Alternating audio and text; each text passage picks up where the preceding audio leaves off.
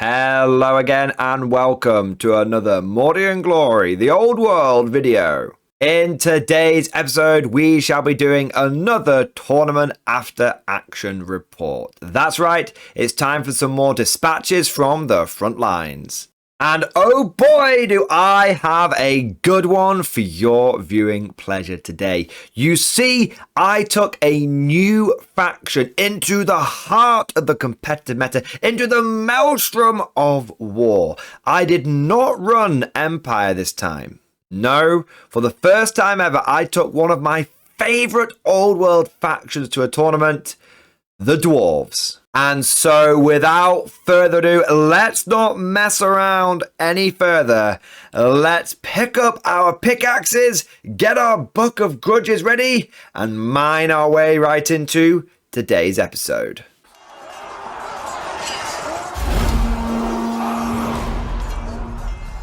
As is tradition, I want to start off with my thank yous.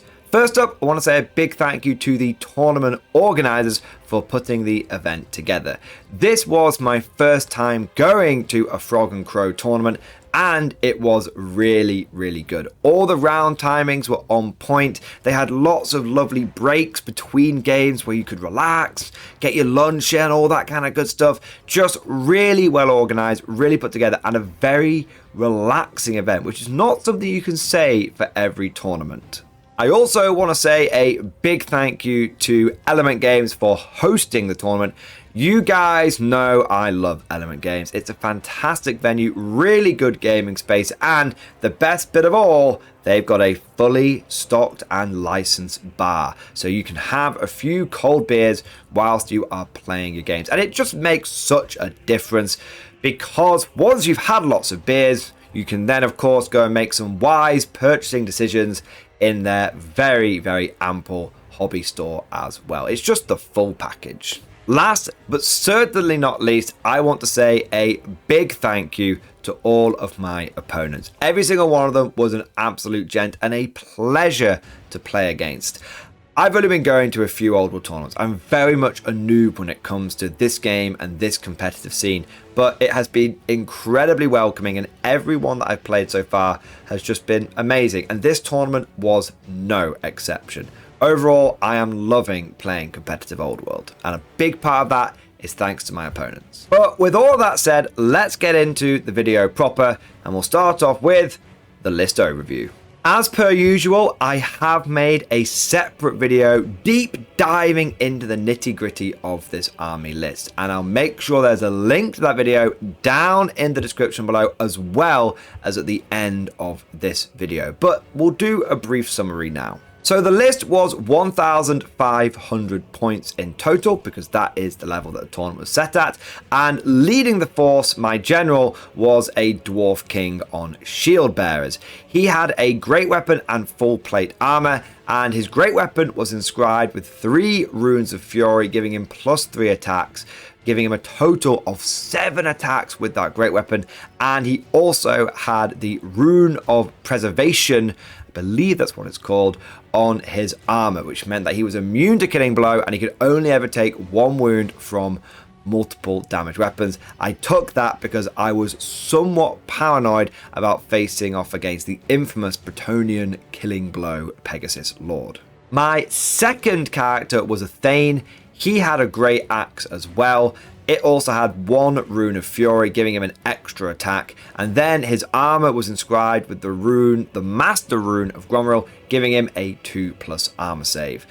Finally, he was upgraded to be the BSB, and I gave him the most expensive banner rune that you can get. I believe it is the master rune of Grugni. Believe that's the one. If I've got the name wrong, what the effect is, it gives you a 5+ ward save to the bearer and the whole unit that is leading, and also units that are nearby get a 6+ ward save against ranged attacks.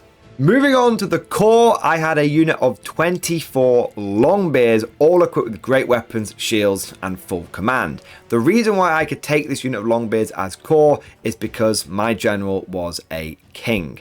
I also had to take another core unit to make up my core requirement, and in this case, I took a unit of 10 Thunderers with no command, but I did give them shields. The reason I had shields on my Longbeards and my Thunderers is because that's what they were modeled with, and from reading the rules pack for this event, it seemed like there was an emphasis placed on WYSIWYG. So I didn't want to say, oh, they weren't using the shields or anything like that. If they're on the model, I paid them and I used them.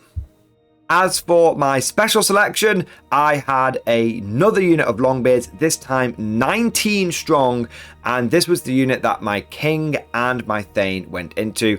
These Longbeards also had full command, and they had great weapons and shields. Small side note, don't worry, I know I can't use the great weapons and shields in combat. Like I said, it was just for WYSIWYG. And also, I was curious about if it would make a difference for when I face ranged armies, having that 4-up save at range.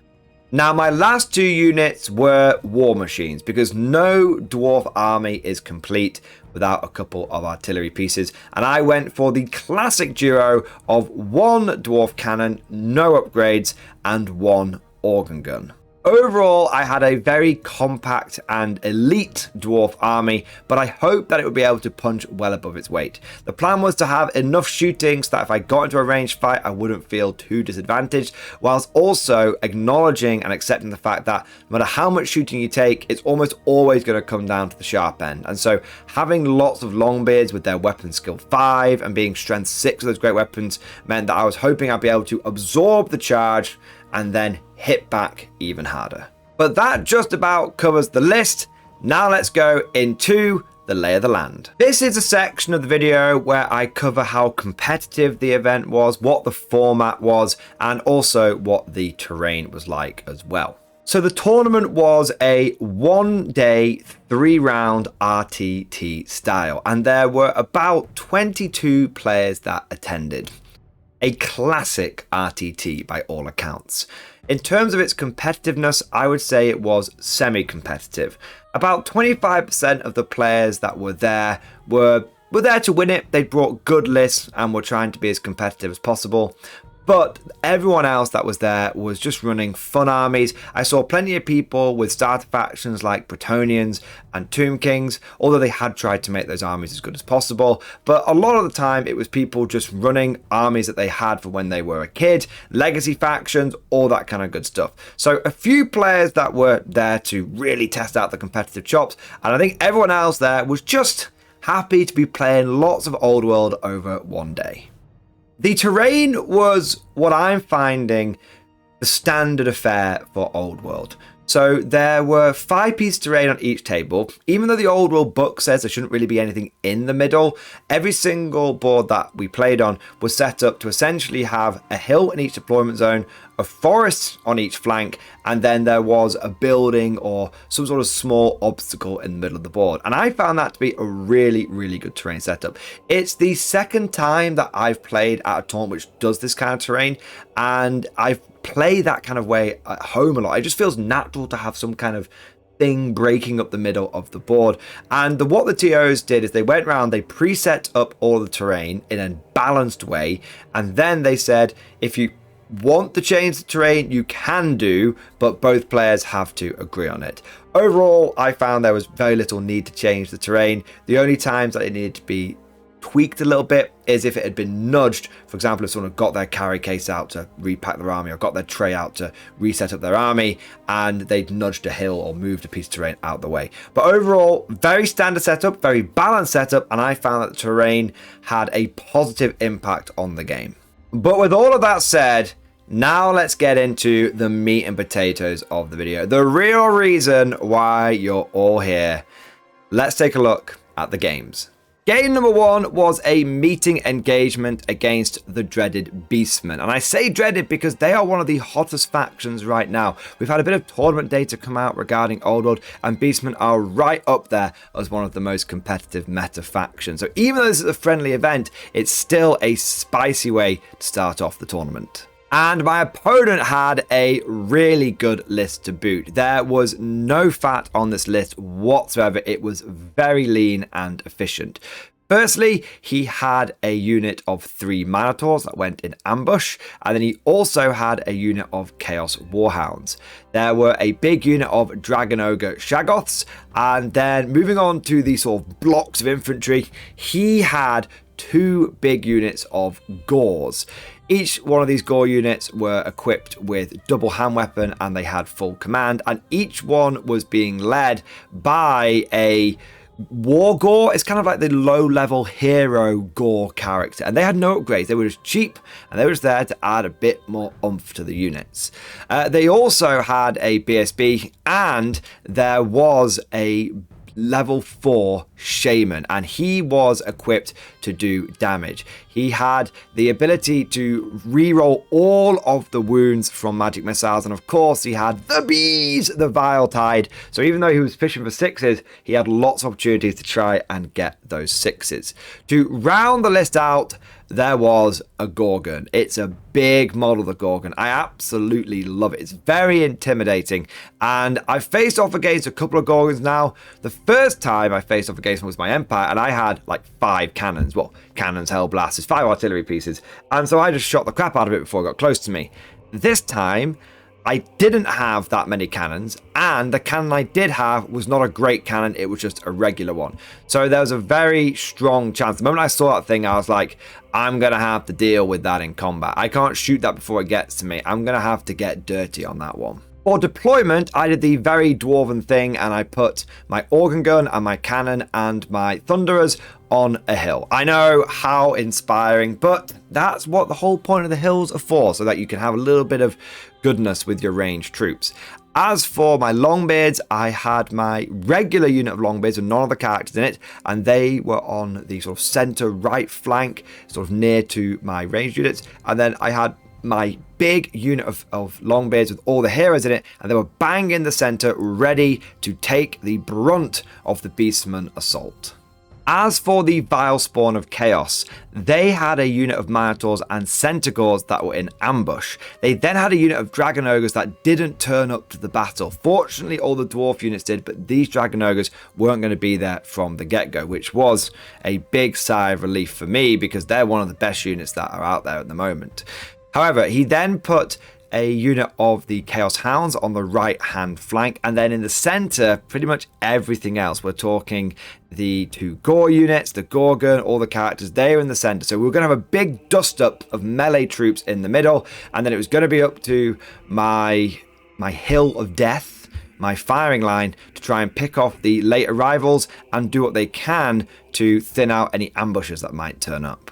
We then roll off for first turn, and of course my opponent gets the first turn. It would have been nice if I could have yeeted a cannonball at that Gorgon early on, but 'twas not to be. Now my opponent's turn 1 is very quick. The dogs come sprinting forward as fast as they can, just trying to desperately close the gap between them and the gun line, and then everything else just moves forward as well. My opponent doesn't have any of his magic in range, so he just pops the wizard out of the unit and just keeps them nearby so it can't be targeted, but also it's not going to risk getting stuck into combat. Going into Dwarf turn 1, likewise, mine is very quick. I move my King's unit of Longbeards forward just a little bit, but the main movement is I take my other unit of Longbeards and I swing them round so that they are covering the flank of the Dwarf Lord. And my idea is that the Beastmen are going to come charging in, they're going to hit the Dwarf King's unit, who's going to hold, and then I'm going to hit him in the side with my other unit of Dwarf Longbeards. And then I'm going to create a bit of a cauldron, a bit of a killing zone as the Beastmen feed their units into it. And I'm able to grind them down with my great weapons and my superior sort of toughness and my armor and just my better quality of attack. So I'm making a bit of a killing zone there. I don't get any charge off this turn though, so we just go over to the shooting, and the Thunderers and also the Organ Gun do great things into the dogs, and we kill 4 of them. The final one breaks and flees. It doesn't quite flee off the board this turn, but spoiler alert, it does not rally next turn and flees off the board at the beginning of my opponent's turn 2. I'm able to put a cannonball into the Gorgon, and I get the hit and I get the wound, and my opponent makes his 6-up regen. This would be a bit of an omen for what was to come later in the game. With battle round 1 over, we get into the second round of battle, and the Beastmen start off with a bang by charging the Gorgon into my King's unit of Longbeards, and they move the other Gors up from behind. Now, we also have one of the ambushing units turn up. The Centaurs arrive behind my ranged units, but the Minotaurs don't turn up, and I breathe a big sigh of relief because I couldn't deal with both units. But one of them coming in at a time, that's a little bit more piecemeal. I can deal with them bit by bit. The Dragon Ogres also turn up, and they come on basically where the War Dogs had fled off, but they're not going to be able to get the charge off on me this turn. It's going to be a couple of turns of them coming up the board. So I'm hoping I can deal with the ambushers and then deal with the Dragon Ogres. If I can just deal with things as they arrive a little bit at a time, my ranged units, they're going to be under a lot of pressure, but they might be able to hold the line. Going into the shooting phase, and the Beastmen have a bit of a lackluster go at it. The Valtide does go off, but it doesn't do a huge amount of damage. My opponent rolls low on the number of dice, he doesn't get much from his rerolls, and the unengaged unit of Dwarf Longbeards loses about 3 or 4 guys. It could have been way, way worse. And the Centaurs, their javelins just completely flub it, and they do nothing to the Thunderers. Then we get to the combat, and it also goes badly for the Beastmen. The Gorgon goes in and kills a grand total of 1 Longbeard. Between it hitting on 4s and me having a 5-up ward save and my opponent getting a bit unlucky on the dice and me getting a bit lucky on my saves, he only kills 1 guy. And I think, right, I'm going to slap the crap out of this Gorgon. I'm going to slap it silly. But my opponent rolls his 6-up regens like a fiend, and this thing survives on a couple of wounds. I mean, when I say he passed a lot of saves, he passed half of his saves on the 6-up regen. It was insane. The Dark Gods truly blessed this creature. It does lose the combat in a big way though, and it ends up breaking and fleeing away. My opponent has to take a whole load of panic checks, but thanks to the fact that he has got his BSB nearby and he's also got Warband, a lot of his main units aren't damaged yet. He's on like leadership 10 rerollable, and so he does end up passing all of his other leadership. But we have broken the Gorgon, and now it's time for the Dwarves to counterattack.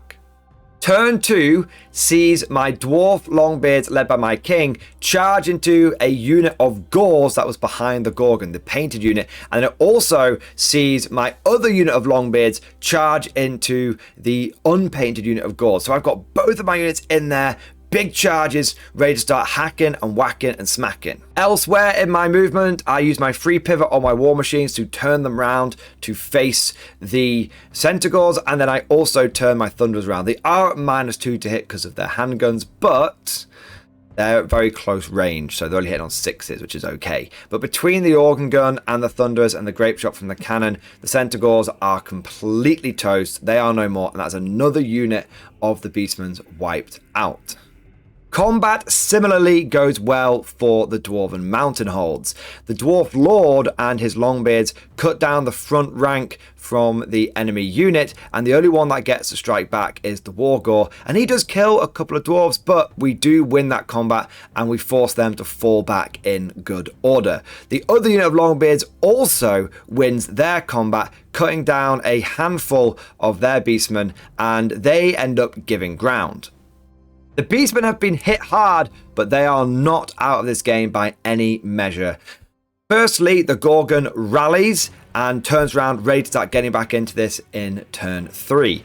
The unit of Gors that had been forced to fall back in good order from my Dwarf unit actually don't re-engage. They want the Shaman do some Viletide to thin me out before they go back in there. The unit that had given ground, I had re-engaged with my Dwarves, but it didn't really make a big difference because the Beastmen were going to go first because I've got great weapons. But most significantly, the Minotaurs turned up from ambush, and they came in where the Centaurs were. Now, Minotaurs are pretty tough, and they were not going to be easy to deal with like the Centaurs and like the War Dogs, but they were going to have to survive a full volley from a point-blank gun line. So hopefully, they weren't doing anything this turn, and hopefully in my turn 3, I was going to be able to punish them. In my opponent's shooting, the Viletide goes off and does manage to do some significant damage to the Dwarf King's Longbeard unit. essentially wiping out most of the back rank. And then we get into the combat, and oh, my poor Longbeards, man. Despite the fact that the Beastmen were only hitting on 4s, they made their primal fury check and they made it on like a double 1, which gave them a huge boost. I think it was just the character that got the boost, but the character that was in that unit, they had the BSB, and then they also had like another Wargore in there as well.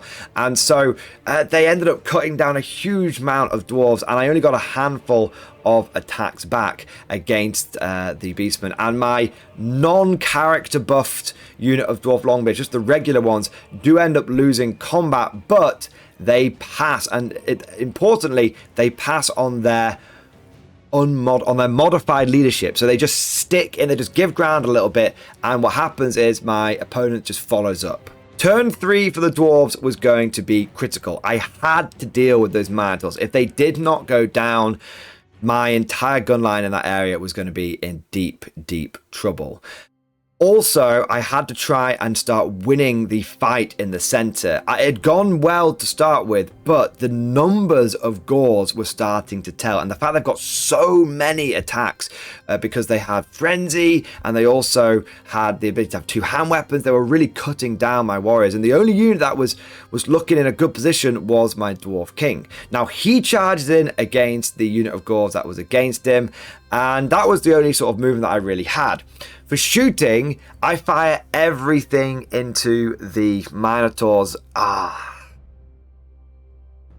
cannon goes first with Grape Shot, misfires. Just doesn't get to shoot, but by not getting to shoot, terrible. I then fire my organ gun, which gets a misfire on one of the dice and only gets like 4 shots on the other dice, so it barely does any damage. My Thunderers do deliver a point blank volley, and by the time the dust is settled, one of the Minotaurs is dead and one of them is on 1 wound, but that really is not what I needed. Even if just one of the War Machines had done as they were told, I probably could have dealt with them, but with both of those, with 2 Minotaurs surviving, that basically sealed the fate of the Hilltop gun line. Elsewhere, my king butchered down loads of the Gores and forced them to fall back in good order again.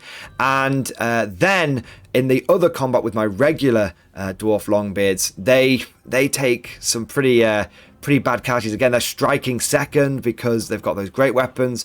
They're dealing damage back. Like, these Gores aren't having it all their own way, but the numbers of the Gores and the number of attacks they have are out attritioning our stout Dwarven Longbeards, and combat after combat they are being ground down, and it's getting this cascading effect where they have less attacks back each time, and the Gores are getting more attacks back because they're taking less damage. They're losing a few, but the Dwarves are being cut down, and the Gores are just using their pure weight of numbers and their pure weight of dice to win via attrition. To be honest, turn 3 is where the game swung, because going into turn 4 for the Beastmen, the Minotaurs make the charge into the Thunderers and the cannon, and the Dragon Ogres make a long bomb charge, and they get into the Thunderers and the organ gun, and all of that is just completely wiped out. To a man, there are no survivors.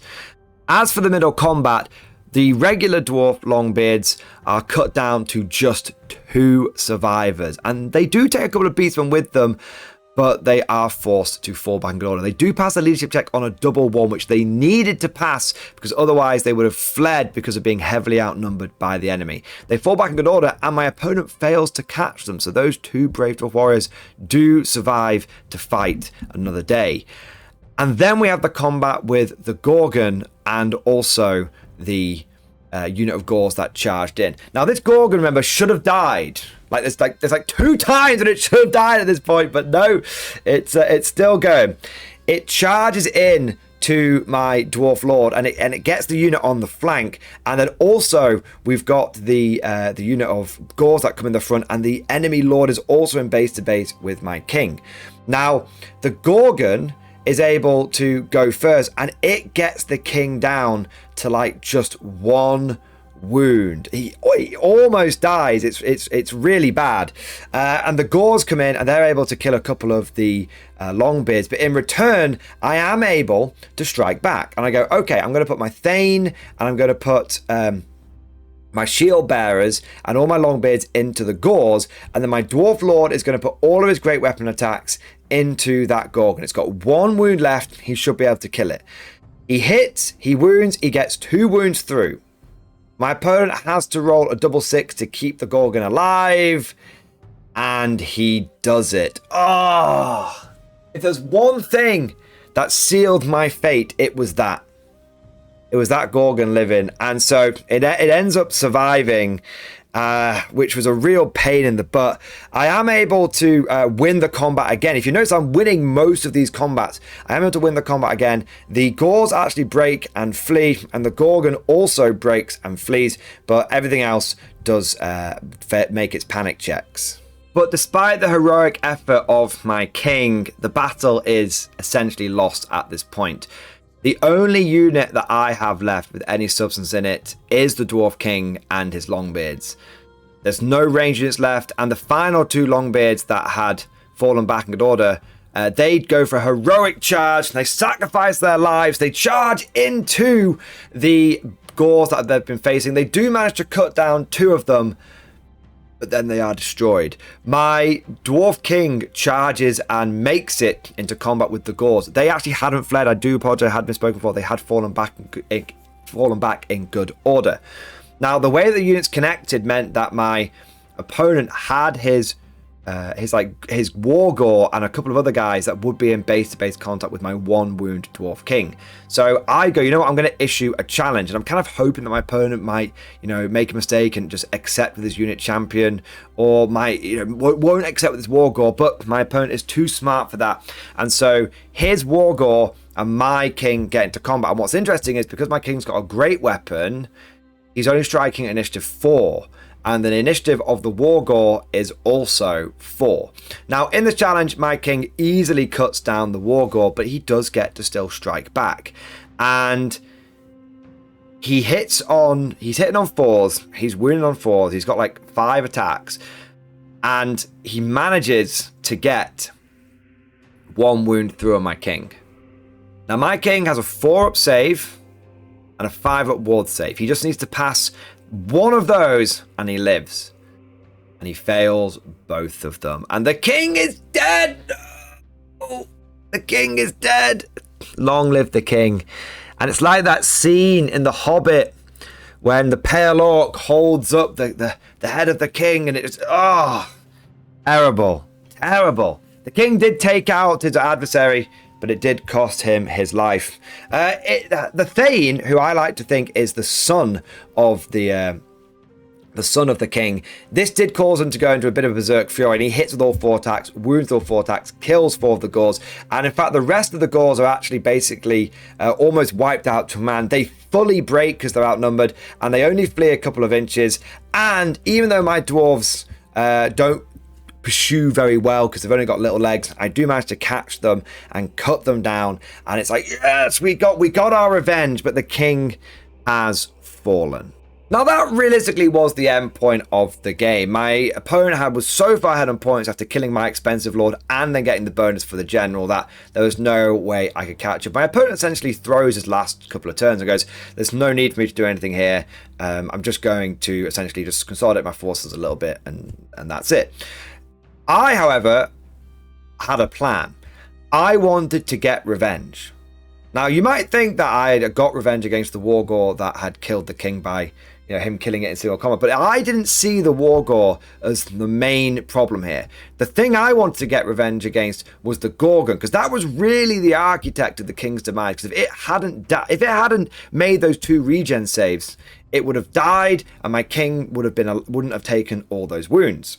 And it takes me the final charge of the game, and it's a long charge. I have to roll a 6 on the dice, and I get a double 6 on the dice, and on my final turn, I get into the Gorgon, and my Thane steps up. He attacks first. He gets 3 hits with his great weapon. He's winning on 4s. He gets all 3 wounds on the Gorgon. It passes none of its regen saves, and it comes tumbling to the ground, and we get revenge. We atone, and we kill the Gorgon, and we are able to cross off a grudge from the Great Book of Grudges. But despite the epic ending, and despite the valiant effort of the stout dwarven warriors, the battle was a crushing loss for our Dwarven Mountain Hold. They had lost their first ever tournament game, but we had done well, and there'd been a few highlights. There'd been a few things that had really stuck out to me. The Dwarven King was an absolute blender, and apart from a bit of luck on my opponent's side, he had pretty much annihilated anything that he had chosen to get into combat with. He was a little fragile, and so I did think I probably needed to give him a better ward save or something like that. But the Longbeards had done great. They'd won nearly every single combat in the early stage of the game, and it was just those later ones where they've been ground down and the numbers of the Beastmen had started to tell. I mean, if you look at those first 2 or 3 turns, you know, I'm killing the Centaurs, I'm killing the dogs, I win every combat. It's that turn 3 when my shooting doesn't go as well as I need it to, and I do really badly on my saves on my regular dwarf warriors, on my regular dwarf longbeards. That's where the game really sort of pivoted. And in fact, my opponent even said to me afterwards that he thought he had lost the game by the end of turn 2 with how much he had bounced off me and how much damage I'd been doing to him. But in the end, I had to say, I think my opponent did outplay me. He kept his cool, he lined up his charges, he got the combats, and he managed to break up the dwarf army into little isolated islands, and he dealt with each of those islands in turn until all that was left was one dwarf unit that was way off on the flank. So well done to my opponent, he absolutely smashed it. But with the sting of the last defeat still fresh in our minds, we head into game number 2. And this time, it was going to be against the dwarves' most hated enemy, the vile Groby, the Greenskins. My opponent had in their orc and goblin army a big unit of night goblins with 3 fanatics in it and a level 4 shaman. They also had a big unit of black orcs, which were led by a black orc war boss, and he was dialed up to the 9s. And then there was a giant, a boar chariot, a unit of wolf riders, and a bolt thrower and a rock lobber. The mission was flank attack, and I opted to put my ranged units in the flanking force because there was a hill on my left flank, and surprise to no one, when I revealed my flanking force, all of my ranged units went on that hill. I know, dwarves and hills, right? But it's the right thing to do, and it did once again give me a good vantage point. The rest of my army, my 2 big unit of longbeards with the king, went bang in the center. Now this was a little bit of a risk because my longbeard units wouldn't be able to screen and intercept any fast units that my opponent might put on the left flank. But fortunately for me, from my perspective, my opponent did his flank attack on the right hand flank, and he put over there the unit of wolf riders as well as his bolt thrower. For the rest of his army, on the right flank he had the black orcs, the boar chariot, and he also had the giant. And then over on the left flank he had the rock lobber, and he also had the big unit of night goblins. With all of our units down on the battlefield, it was time to see who's going to go first, and to no one's surprise, I went second again. I always go second in tournaments, man. I don't know if I've been first at an Old World tournament yet, but that's beside the point.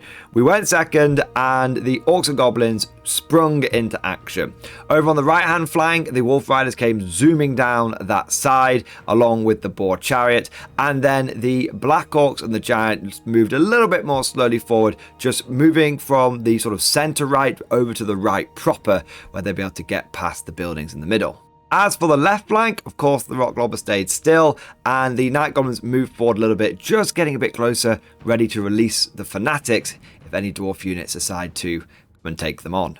Turn 1 shooting for my opponent was pretty lackluster. The Rock Lobber completely scattered and missed the cannon that it was aiming for, and my opponent had no magic that was in range, and his Bolt Thrower fired and completely missed. So with that rather ineffective orc bombardment over, it was time to go to Dwarves turn 1. Now, I took a look at the battlefield and I could see what my opponent was trying to do. He wanted to get round my Longbeards that were in the center, the regular unit, and then start threatening my back lines, getting some rear charges. At the same time, it was obvious that he was going to bring the bulk of his army down that right flank, and I was actually slightly out of position. My regular Longbeards were looking like they were going to have to take on the bulk of the green skin horde. As a result of this, I decided to redress my ranks and start trying to make my dwarf Longbeards as wide as possible. If they were going to have to absorb the charges, they were going to be taking a lot of casualties, and they were going to need to have as many supporting attacks on that front rank as possible. So my first turn essentially consisted of me addressing the ranks and then just moving forward and twisting slightly to just get face on with those orcs that were going to come around the corner. However, my King's unit decided that the best course of defense was a good offense, and he went on the attack, marching as far forward as possible and trying to get into charge range the following turn on those Night Goblins. Now, I did manage to get within 9 inches of those Night Gobbos, but I couldn't, of course, make the charge turn 1. If I did go for them, there was a real chance that they would start releasing fanatics and everything, but I just had to trust in my stout dwarven armor and my 5+ ward save to see me through the worst of the damage. For my shooting, my organ gun was in range of the Night Goblins and it opened fire. It got a reasonable amount of shots. I think I rolled like a 2 and a 6 on the artillery dice, and I was able to thin out a few of the Night Gobbos. My Thunderers weren't in range this turn, so they actually moved down from the hill. Controversial, I know, but I moved down from the hill so that I would, in the future turns, be able to start doing some supporting fire into the Night Goblins. I then fired my cannon and I managed to get a hit right onto the rock lobber, and I got a wound, but unfortunately I only got a 1 on the D3 damage, so I only took 1 wound off the rock lobber, which meant that it was actually, it still had 3 wounds left. I thought they only had 3 wounds, but they're tough, those orc war machines. I guess they're held together with some fine goblin spit and string, and it's harder than it looks. Orc and Goblin turn 2 comes around very quickly. On the right hand side, they continue to push forward aggressively with the Wolf Riders. They move forward 9 inches and then they fire some bow shots, and then they have a sort of fire and move ability. So they shoot the bows and then they move again a bit more around the flank, actually getting around the side of those Longbeards and setting themselves up for some shenanigans in the following turns. The Black Orcs, the Giant, continue to move forward, and the Orc Boar Chariot tries to go for a long charge, but unfortunately can't make it. As for my opponent's shooting and also the left flank, the Bolt Thrower once again missed, the Rock Lobber once again missed, and the Shaman actually really struggled to get past the Dwarves' natural magic resistance of -1. It shouldn't really have a huge impact, but he was just only rolling what he needed to get the spell off, and then the -1 was kicking in, and often he just didn't really get much across. I think I suffered from 1 Vindictive Glare, which I then was able to pass on my 5+ ward save. But the real scary moment was when my opponent decided to release the Fanatics. Now, in his turn, he decided to only release 1 of them, and that was a very smart play because he only needs to release 1 to do a little bit of damage to me, but he can release those Fanatics at the start of any movement or any turn subphase. So he can actually release them in my turn when I start trying to get close to him. Now, he did release his initial Fanatic, and it did manage to make contact with my Dwarf unit, and my opponent got 5 on the number of hits, but Fanatics are only strength 5, and unlike Empire, Dwarves are toughness 4. So when he came to roll to wound, he had to wound me on 3s.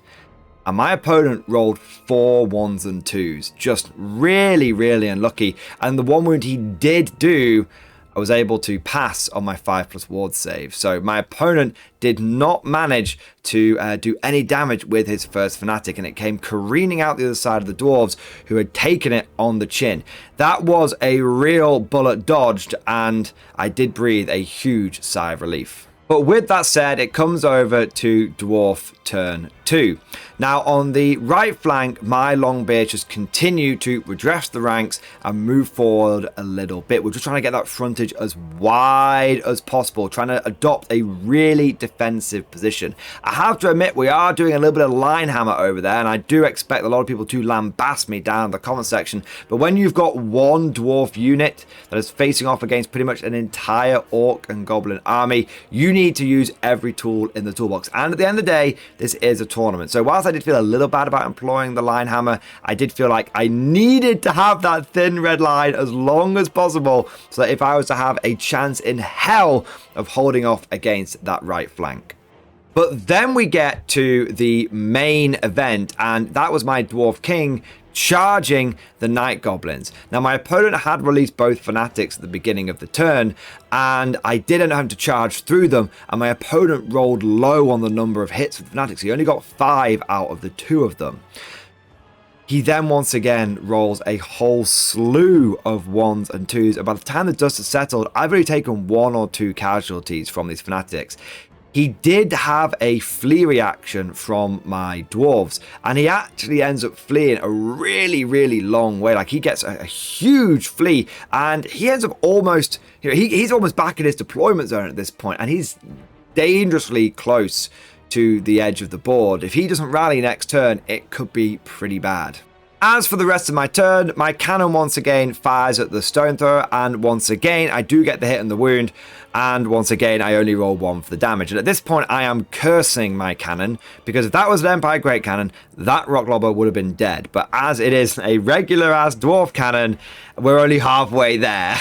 My organ gun gets its free pivot, and it unleashes into the Wolf Riders and kills 4 out of 5 of them, and they break and they flee, and they actually flee off the board because they flee directly away from what caused the damage to them, and they flee off the board. So we're breaking the goblins left, right, and center, but the orcs, and really the main punch of the enemy army, is still coming on.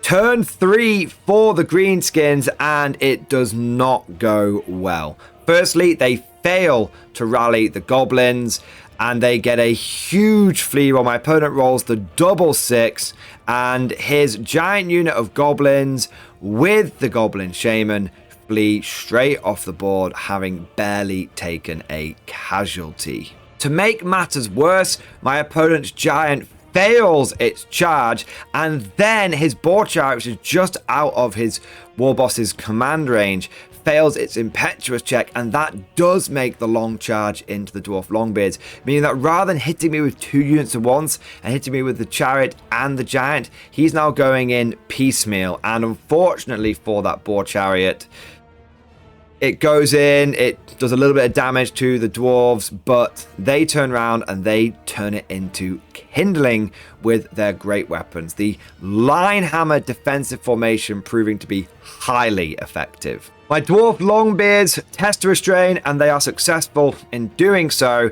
and they just clean their weapons of black groby blood and prepare themselves for the next incoming wave. Going into dwarf turn 3, I actually don't have a huge amount to do here. I'm not going to charge those longbeards. I'm just going to take the defensive position, and then my king now is kind of out of position, so he just marches towards the rock lobber. He can't get it this turn, but hopefully he'll be able to get a charge next turn. Then we also have my shooting. Now, my cannon, unfortunately, this turn does misfire, but all it does is not be able to shoot for 1 turn. It's just a poof, and that's it. My other shooting is my organ gun and my thunderers going into the giant. Because it's a large target, I can just shoot straight at it, and I'm able to take a couple of wounds off the giant in total, which I'm very happy with. Orc and Goblin turn 4 comes along, and unfortunately for them, they can't actually shoot at my Dwarf King's unit because he's got within 12 inches of the rock lobber. So he instead shoots my cannon that had misfired, and he gets a direct hit, flattening the unit and winning the artillery duel. So somewhat embarrassingly, my fine forged dwarven cannon lost an artillery duel with an orc rock lobber. Literally made out of scrap wood and a bit of string. Oh, well, there you go. Cannons are okay for dwarves, but they're not great, to say the least. Elsewhere, my opponent's bolt thrower does actually manage to get a hit onto my King's Longbeard unit and is able to kill a couple of them with the spear, but doesn't quite get all 3 of them. I do have a bit of a ward save, which does help protect me against some of the damage. Then the giant on the right-hand side makes the charge into the Longbeard unit, but the Black Orcs fail their charge. I think they've got Warband or they've got some kind of reroll, but my opponent fails his charge. It wasn't even really like a long one. It was like a maybe like an 8-inch charge, and he just rolled. He just didn't get a 4-up. He just didn't get what he needed. So the giant goes in unsupported. So like last time, these units are just being fed in one at a time, and worst case scenario, my opponent's giant does its random attacks, and all it does is headbutt a single Dwarf Longbeard, and then in return the line hammer bullshit kicks in, and I cut the giant down easily with the Longbeards. I'm hitting it on 3s, I'm wounding it on I think I'm wounding it on 4s, and with like 16 attacks, something crazy overall.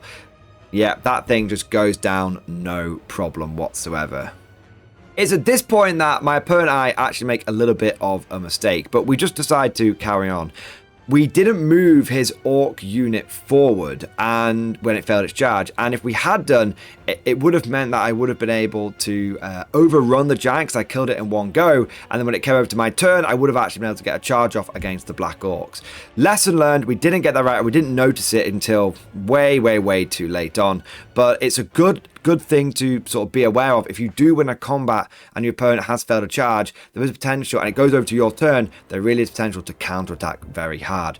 But as it is, we go over to the dwarf turn. My king makes a charge into the rock lobber, completely destroys it, and that's really all he does for the game. He can't get over to the bolt thrower in time, so he's done. He's got his kills, and he's done a great job. Really, everything now comes down to the right flank, and I get a good volley off with my organ gun, and I also managed to get a few shots with the thunderers, but not too many because there are some of my dwarves. I don't think I do get to fire with the thunderers actually, because my dwarf line is blocking the way, and the Black Orcs aren't a large target. So my organ, which is on the hill, is able to shoot, and we thin them out a little bit.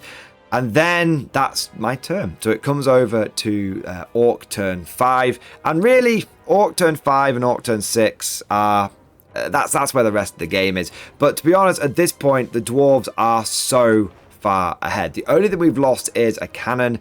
And all my opponent really has left over is one bolt thrower and then this one Orc unit.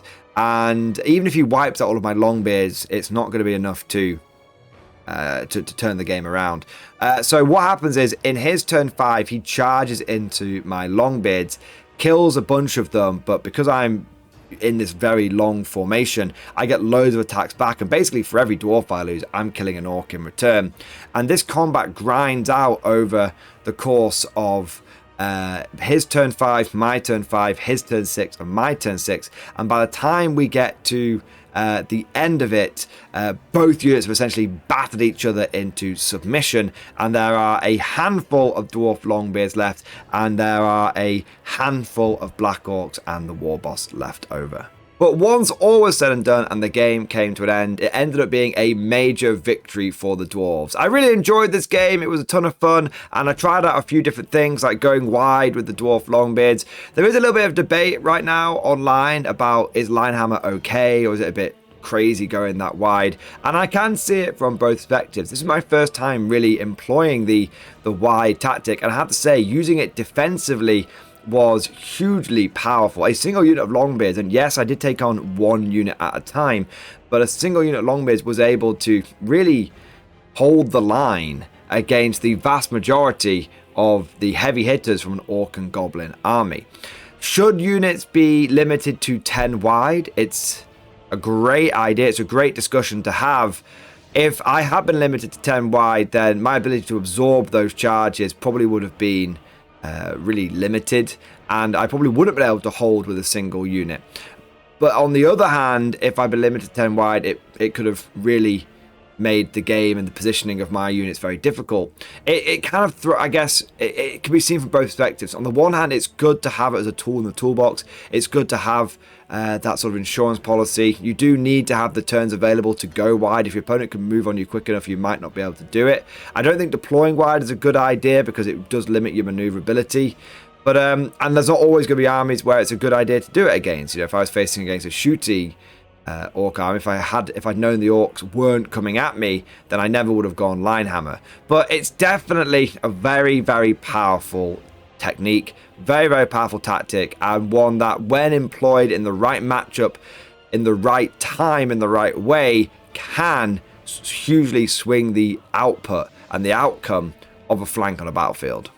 But now we get to game number 3, and this was against Glenn and his Chaos Warriors. Now, Glenn is actually someone you might remember from the first Old World tournament that I went to. He was my round 3 opponent.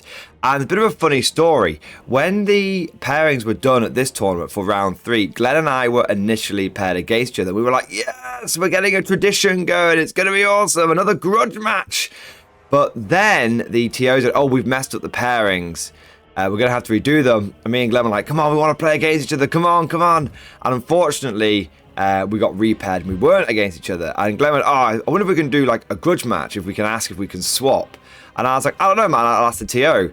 And I went and asked the TO, and the TO said, well, if all 4 players agreed to it, as in the people that you are now paired into are okay basically swapping, we can do that and we can swap you guys over. And it's actually fairly easy for us to do that on the BCP app.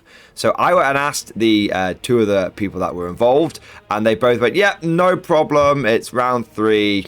You know, none of us have won every single one of our games, so we'll do a bit of a swap, and you guys can have your grudge match. So big thank you to the people that agreed to the grudge match, and well done to Glenn for suggesting the idea. Now, the mission for this Clash of Titans was going to be the Lonely Tower. Essentially, there is a big tower in the middle of the board, and if you are able to control it, you get some extra victory points at the end of the game. In his list, Glenn had a level 2 Chaos Sorcerer, and then he had a unit of Chaos Marauders. There was also a big unit of Chaos Warriors with the Mark of Khorne, and they had halberds and shields.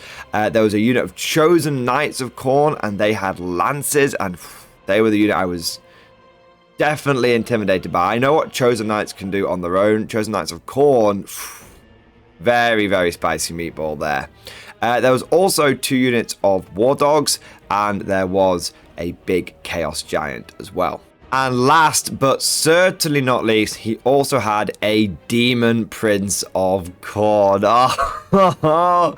So there was a lot of blender capacity in this army, and I knew that my Longbeards were going to have their work cut out for them because, well, they're pretty good in combat, but there's nothing like trying to take on Chaos Warriors. And I knew this was going to be the ultimate test of my combat brick dwarf style army. Now, my deployment was pretty much standard issue at this point. I put my ranged units on top of the hill on the left hand side of my deployment zone. I put my King's unit right in the middle of the formation, and then I had my regular Longbeards over on the right hand side. Very similar to how I had deployed against the Orcs and Goblins. For the Chaos deployment, they had the Knights of Khorne on the right hand side, and then in the middle they had the Demon Prince, and they also had the Marauders with the level 2 Sorcerer, and then on the left we had the Chaos Warriors, the Warhounds, and also the Giant. We rolled off for turn 1, and praise be to Skinwalker Mordian, I was able to get the first turn. In my movement phase, there were no charges to declare, so I moved forward with my Dwarf King and his retinue. I thought, you know what, let's take the fight to the enemy. We want to get up close and personal, let's start the choppy. On the right hand side, I deployed the same tactic that I had used against the Orcs, where I began to redress my ranks and move forward a little bit slowly. I knew that those Chaos Knights were going to come at me, and I knew if I wasn't in a nice wide formation with my shield wall fully deployed, that there was a real chance that they would break through and I just wouldn't get any attacks back as they ground me down over several combats. Then we get to my shooting phase, and it was a good opening volley. First up, I took my cannon, I placed the landing point 10 inches from the back of the giant, and I got the perfect roll to hit the giant right in his big belly with a cannonball, and I was able to take 2 wounds off him, taking about a third of his wounds off in one go. It was a really good start, and I was worried when I got the hit I was going to roll the 1 on the damage, but I didn't, and I got the good connection. Then we went over to the organ gun. Now, my Thunderers weren't in range. My organ gun, because it's a dwarf organ gun and not an Empire Hellblaster volley gun, was actually in range. Little quirk of the 2 different artillery pieces is the Hellblaster obviously gets more shots, but it's only got a 24-inch range, whereas the dwarf organ gun has a 30-inch range, and in this case, that made a big difference. Now, my organ gun fired, and it went into one of the Chaos Hound units and was able to kill over half of them. This caused them to panic, and they started to flee.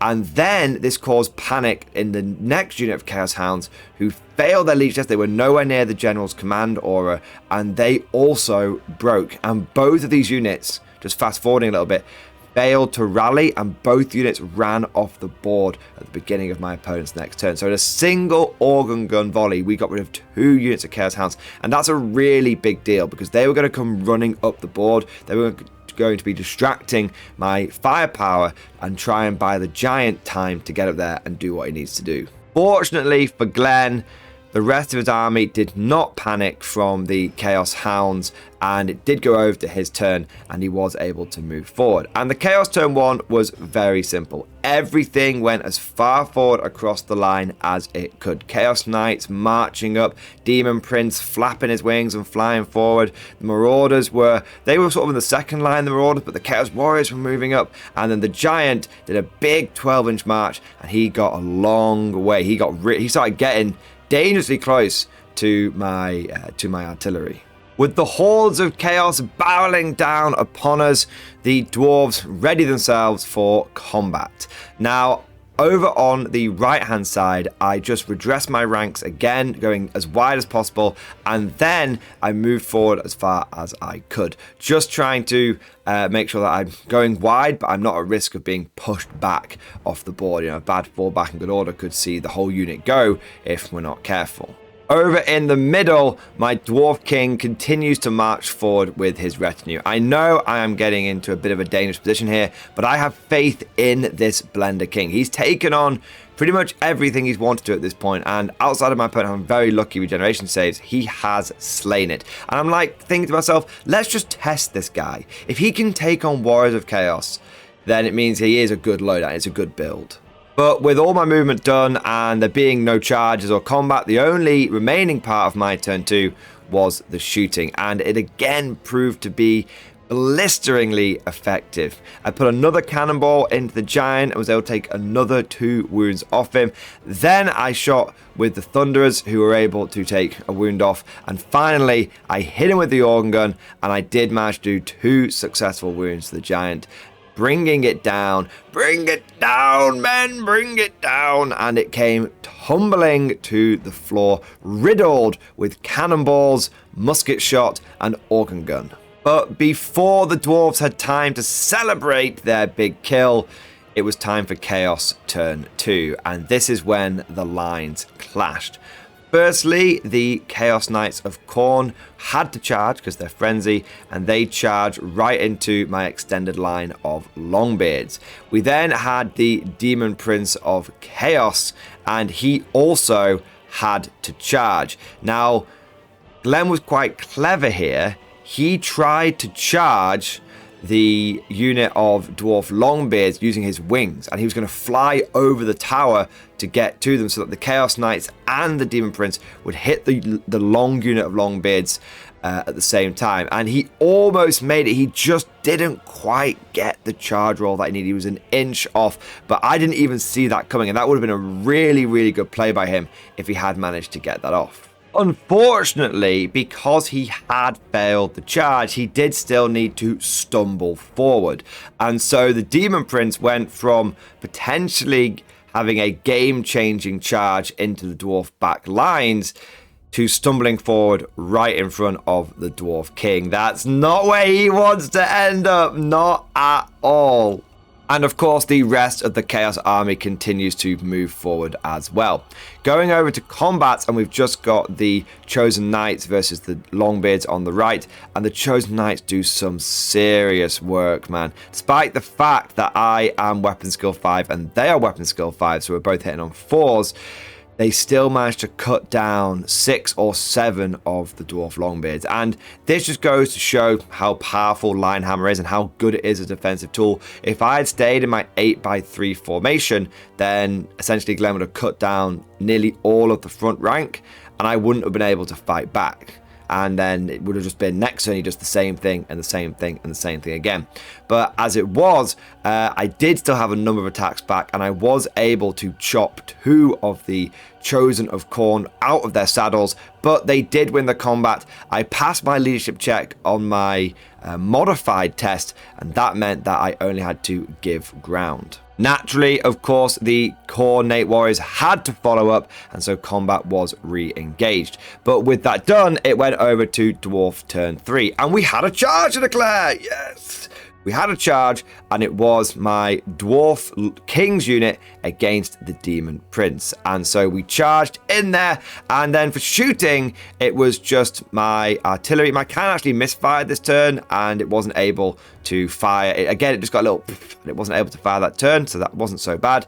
And then my Organ Gun and my Thunderers went into the Chaos, I believe the Chaos Marauders it might have been. It was one of the 2 Chaos Infantry units, but we just thinned them out a little bit. The Organ Gun didn't roll so hot. I think that the gun crews put everything they could into that first couple of turns, and the Thunderers were firing at range. So we thinned out one of the Chaos Infantry units, but that was about it. Where the main show was in the combat. Now, over on the right-hand side, the Chaos Knights, this time they weren't able to use their lances because they just followed up on a give ground. They still, despite the fact they didn't have all of the abilities, all of the power of the lances, were still able to cut down 5 or 6 of the Longbeards. And the Longbeards in return were able to kill another couple of the Chaos Knights, but they were not completely wiped out. And interestingly, the Chaos Knights still won the combat, and that is because I had no rank bonus, and so the only thing I had to my name was Close Order and a couple of kills and a banner, and the Chaos Warriors had like 6 kills and also had Close Order. So I still lost the combat, and I ended up falling back in good order, but I only fell back like 2 or 3 inches.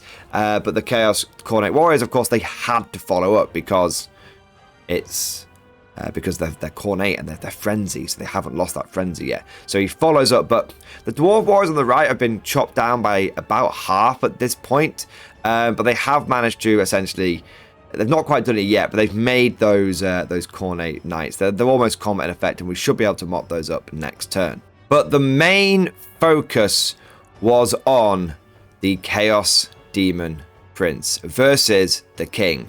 And just for the sake of epicness, I issued a challenge. Now, there wasn't really any advantage, I guess, to issuing the challenge. I guess if I hadn't done it, then maybe the Demon Prince could have issued a challenge, and I would have had to decide if I wanted to accept it with a unit champion or something. But I was like, no, this Dwarf King, he is going to prove his worth, and he is going to take on the Demon Prince.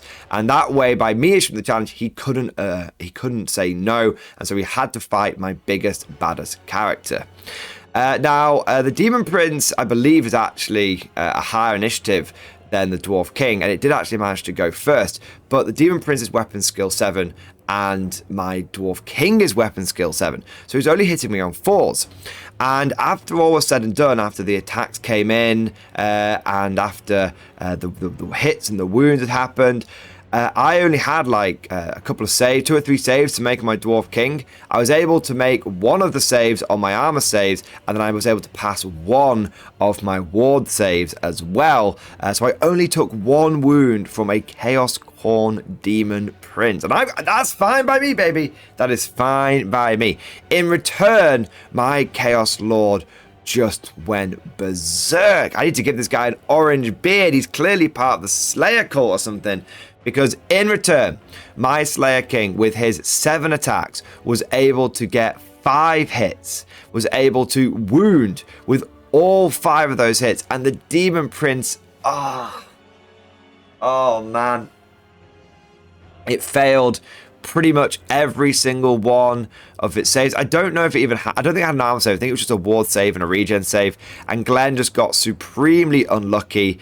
And I think it was left on 1 wound, and then the shield bearers went in there and were able to chip off the last wound. So it went down in 1 round of combat. The Blender King, yes! I can't remember exactly if the King did it on his own, but I feel like the shield bearers did manage to chip a wound off and were able to finish it off. But yeah, the Demon Prince of Khorne went down in one-on-one combat with the Blender Lord. I do have to say that there was a little bit of luck on my side and a little bit of bad luck on Glenn's side, but sometimes that's all you need to swing a combat in your favor. And when you have a character that is putting out 10 attacks, you have more insurance against a bad roll and you have more opportunities to spike as well.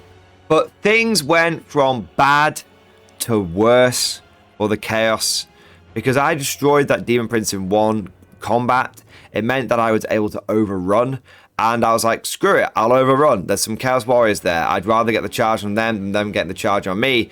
It's a long overrun, but I might get it. I rolled the dice, and even with the -1 for Dwarves having little legs, I did manage to overrun right into the Chaos Warriors. Oh, worst case scenario for the Chaos. And losing the Demon Prince and then not getting the counter punch with the Chaos Warriors was a really, really big deal. We go into Chaos turn 3, and unfortunately, this is the way the world ends for the disciples of the Dark Gods. There's no charges for the Chaos to declare. In case any of you are wondering what the Chaos Sorcerer's been up to this time, he's actually been really potent. So he has been using Pillar of Fire, which is a vortex spell that you can actually control, and he's actually been putting it into my King's unit quite a lot. And so if you see where you see my King's unit on the pictures losing characters, they're pretty much all coming from that Pillar of Fire. But there's no charges from the Chaos side, so we go straight into the combat. Now on the right hand side, the Dwarf Longbeards do manage to cut down the Chaos Knight, but not before he does manage to cut down 3 more Longbeards. 3 or 4 more Longbeards, reducing that unit really down to just a handful of survivors. But they did manage to hold the line, and they did manage to do what they did in the last game and chop down the enemy charges that came in against them. But the main show, what really sealed the fate of the game, was in the mid.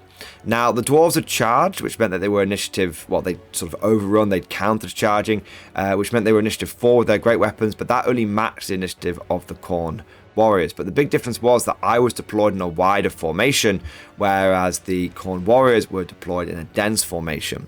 And this just meant that we had more attacks than the Chaos Warriors, and that really did swing the combat. Now, the Khornate guys did not go down easy, and they chopped down what remained pretty much of the second rank of the unit of King's Longbeards. But then I let the Chaos guys go first, which was cool. But then when it came back to my clapback, obviously the people that had died still got to fight because we're at the same initiative, and we cut down over half of these Chaos Elite guys, and we were able to break them, and we fully broke them because we actually, I think that we cut down so many of the Khorne guys. The Blender Lord just went berserk again, the Thane with his Rune of Fury as well. And I think we actually were able to break them because we significantly outnumbered them. That's how few of the Khorne warriors were left, and they fled. And they did not flee very far at all. It's more like they stumbled backwards, and we were able to overrun and catch them. And that really was the end of the game right there, because all that the Chaos Warriors had left at this point was a unit of Marauders with their level 2 Sorcerer. We did end up playing the rest of the turns out, and the Marauders made a good accounting for themselves, but eventually they were all cut down to a man, and the only survivor on the Chaos side was the level 2 Sorcerer, who was able to slink off and live to fight another day. Also, in the final turns of the game, my Dwarf Warriors that have been holding on the right hand side occupied the watchtower, and the flag of the Dwarven mounted holds was raised high for all to see. And that was the end of the game, and it was a major dwarf victory.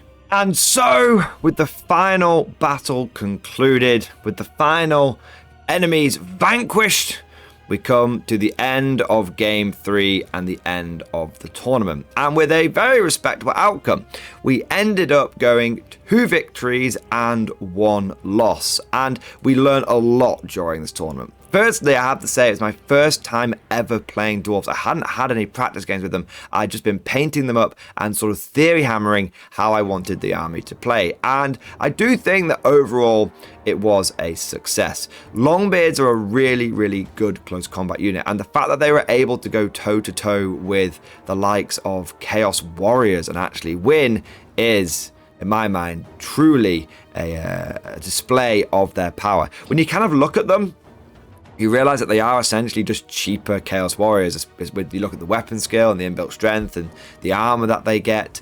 I do suspect, though, that hammers are probably better. I know that hammers are like only a couple points more, and you get great weapons that get extra attacks when you are charged. So that's definitely a unit I want to look at. But I don't have hammers yet. But I have to say, I was very happy with Longbeards, and if you're taking a king or a thane as your general and you can get them as core, it's definitely something you want to consider. In terms of comparing some of the dwarf artillery, some of the human artillery, and sort of comparing dwarves to Empire as well, because obviously I've been to a couple of Empire tournaments, I have to say I feel dwarves they feel a bit more meaty than Empire. Empire, you don't win the combats. You sort of just grind your opponents down and hope that eventually you sort of win the final round before you're pushed off the board. And you have to really focus on like softening enemies up with the artillery to give your state troops a fighting chance. State troops are great and they are very cheap. And if you look at my Empire army, even at 1250 versus my Dwarf army, my Empire army is almost twice the size. But dwarves really do have a quality feel to them. On the flip side, I do think that dwarf artillery is somewhat underpowered. The cannon is, frankly, frustrating. When you've been using a great cannon for the last sort of 3 or 4 months, even when you roll a 1, you always have that sort of D3 plus 1 damage. So you always come away with like 2 damage. So if you get 2 hits and you tend to be able to destroy most targets that you're aiming at, like war machines and chariots, and it only ever really takes 2. And you can often one-shot an enemy war machine or something big as well with a great cannon. But with a regular cannon, it just feels like you don't have that insurance. You don't have that sort of safety blanket. And that second game when my cannon just couldn't kill an orc rock lobber was really telling, I think. The organ gun was good though. Have to say, weirdly, I feel like I actually preferred the organ gun over the Hell Blaster. Really like the extra range. Big fan of that. And even though you're rolling less shots, I often found that I didn't get a misfire. Whereas with my Hell Blaster volley gun, I often was rolling probably the same amount of shots, but then there'd be a misfire in there, so I wouldn't be hitting as good. Finally, I have to say, I love the Blender Lord, man. I know a lot of people say he's not a competitive combo, and some people will say there's much better ones to go for, like multiple damage and stuff, but I just love the Blender Lord. He had enough attacks to get through most big monsters, and then when he got into line-on-line combat, he was just unstoppable. He was wiping out front ranks, left, right, and center. Speaking of ranks, I do think that one of the biggest advantages that I had in this tournament was that I was willing to go wide, where most of my opponents seemed to stick in their formations. It made sense for the Beastmen to do so because they had warbands, so they want to go a bit deeper so they can have better leadership, and that definitely saved their ass on a couple of leadership tests. But for the other, and maybe you'd say that's the same for the orcs and goblins, but I definitely feel like in that last game, if those Chaos Warriors had been in a line hammer formation and I overran into them, it would have been a very, very different outcome. But overall, I think going wide in general is very powerful. You just have to be careful not to go too wide because it definitely impacts your mobility there. I sort of have been glossing over some of the disadvantages that I felt with it, but especially in that second game, I really couldn't go on the offensive against the orcs. I couldn't get past the corner of the buildings. The terrain was getting in my way. So Linehammer is powerful, but I think it's best used as a defensive tool to allow you to take on multiple waves of enemies. But of course, that is just like my opinion, man. Let me know what you think down in the comments section below. I really hope you enjoyed this video. Let me know if you want to see more Dwarves. I do have another Old World tournament coming up, and I am planning on taking Dwarves to that, and that's a 2,000 point tournament. And also, if you did enjoy this video, don't forget to smash that like button. It really does help with the YouTube algorithm, especially with Old World being the second game on the channel. The likes do help boost it and help it go to the right people. And if you want to see more Old World content, don't forget to subscribe to never miss an episode.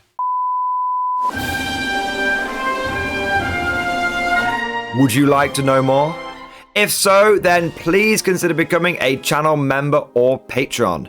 By supporting the channel, not only will you be doing your part, but you'll also be helping me create more content for your viewing pleasure and unlocking a whole host of perks. You get everything from a badge next to your name, custom emojis, but the big one is access to the Mordian Glory Discord server, an online community with almost 2,500 active members. It's always popping off in the MG Discord. We've got channels for army lists, hobbying, tactics, stories, and even a pretty spicy meme section as well. For all you greenhorns that wanted to see the Mordian Glory Hole, today is your lucky day.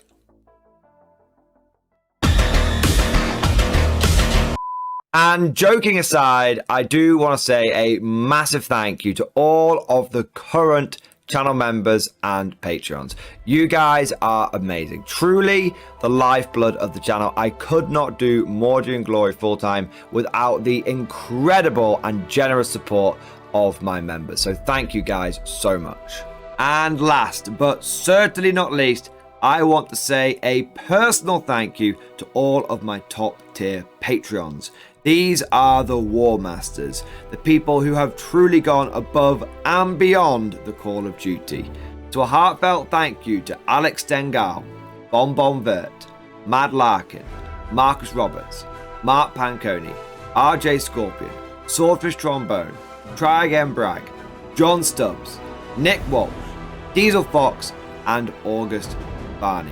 Seriously guys, thank you from the bottom of my heart. Your support is incredible and it makes a huge difference. Thank you so much. That's all for now. Hope you've all enjoyed today's video, and of course, as always, see you guys next time.